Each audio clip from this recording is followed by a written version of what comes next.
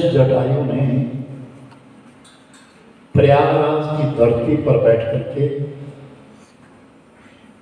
संतों का दर्शन किया और संतों के मुखारविंद से सत्संग श्रवण किया, नाम है जटायु। और वो जटायु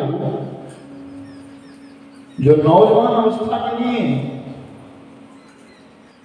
जिसके भाई का नाम है संपाति, और दोनों भाई बड़े बलवान बलशाली है, बड़ा कीद है, बहुत बड़ा कीद है। पहले जब पशु मर जाता था तो उसे उठा करके कहीं फेंका जाता था, तो कीद पड़ते थे और कीद आकर के उसको खा लेते थे और उसको नष्ट कर देते थे। अब कीद प्रजाति तकरीबन खत्म हो गई है, अब है, अब पशुओं को दबा दिया जाता है। तो वो उसका नाम जटायु था। उसने प्रयागराज की धरती पर बैठे बैठे सत्संग किया और 1 महीना सत्संग किया। अनेक साधु संत आए थे, अपने मुख से कुछ बोलते थे, उसको सुनता था। और उसने उसी धरती के ऊपर ये सुना कि संतों की शरण में आकर के मन इच्छा पूर्ण होती है। 1 महीने के पश्चात जब सत्संग समाप्त हुआ और सब जाने लगे, तो संतों के चरणों में वो लेटने लगा, लोट लगाने लगा। तो साधु संतों ने कहा, अरे पक्षी क्या कर रहे हो? जटायु तुम क्या कर रहे हो? महाराज मैंने आपका सत्संग श्रवण किया है, कुछ मांगना चाहता हूं, मांगो, जो तुम्हारी इच्छा है सो मांगो। जिस प्रभु की कथा आपने कही, जिस मालिक की कथा आपने कही, उस मालिक को पाना चाहता हूं। आपने जो कथा सुनाई, राम कथा सुनाई, उस राम को सुनना चाहता हूं, देखना चाहता हूं, समझना चाहता हूं, और दूर से नहीं, उसे पुत्र रूप में पाना चाहता हूं। संतों ने कहा, जटायु ऐसा नहीं महाराज, तो आपने तो ये कहा कि संतवाणी का पुण्य मिलता है, और मेरी तो इच्छा नहीं हुई।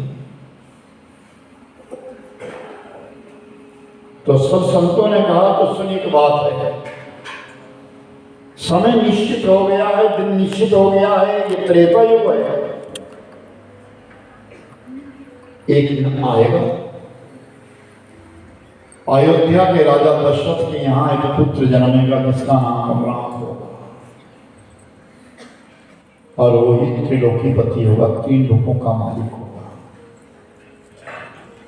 उस राम को पाने के लिए तुम्हें दशरथ से मांगना होगा, समय आएगा। और राजा रघु के यहां संतान होंगे जिनका नाम होगा अज, और राजा अज के यहां एक संतान होगी, उसका नाम होगा दशरथ, और उस दशरथ के यहां पुत्र जन्मेगा जिसका नाम राम होगा। तुम्हें उस राम को पाने के लिए दशरथ से मांग करनी होगी। जटायु ने उस शब्दों को अपने हृदय में धारण कर लिया और उड़ करके चला गया, और मन में जाकर के साधना करने लगा, इंतजार करने लगा। जिस जगह राम चर्चा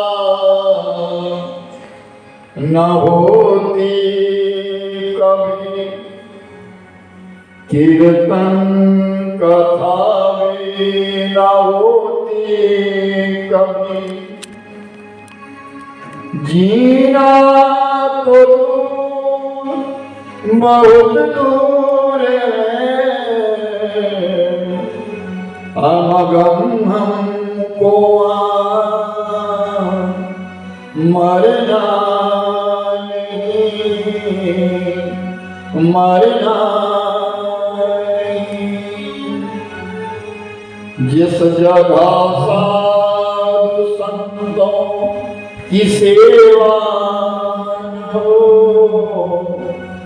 हरि नाम कीर्तन कथा में न हो, जीना तो दूर बहुत दूर है,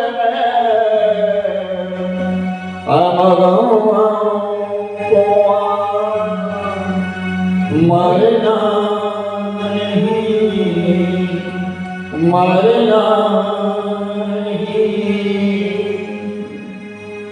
जिस जगह हरि नाम चर्चा ना हो वहां जीने की बात तो करना ही, लेकिन वहां मरना भी नहीं चाहिए। मृत्यु के लिए दो स्थान विशेष बताए गए हैं, एक काशी और दूसरा निवासी।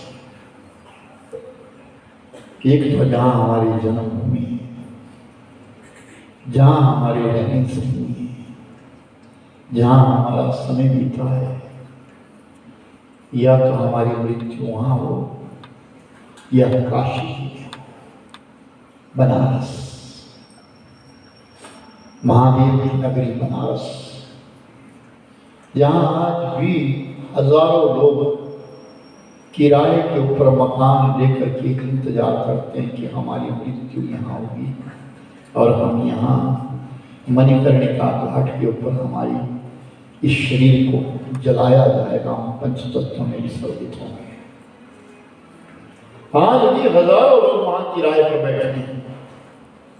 बुढ़ापा आता है तो वैसे ही लोग चले जाते हैं, और काशी नगरी के बीच में किराया मुक्ति धाम बने हैं, वहां सभी इंतजार करते हैं कि हमारी मृत्यु हो और यही हमें चलाया जाए। तो मृत्यु के लिए आप काशी है या वासी, अपना जीवन जहां व्यतीत हुआ।